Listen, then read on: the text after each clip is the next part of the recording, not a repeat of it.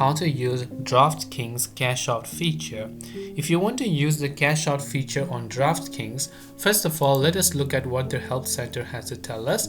Now, normally what you can do is you can go to sportsbook.draftkings.com, and from there what you want to do is at the top of the menu you can see the option called My Bets. So go to My Bets. Now, if you have earned some type of bets within your DraftKings Sportsbook account, you'll be able to find them within the My Bet section.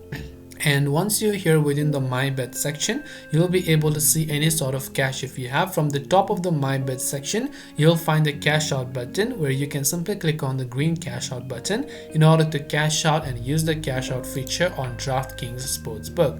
This way you'll be able to go ahead and then basically use the cash out feature on DraftKings. I hope the video helped you out. If you have got any further questions, queries or doubts, feel free to also leave them down in the comment section below. As always, thank you for watching till the very end of this tutorial, and see you soon in our next video.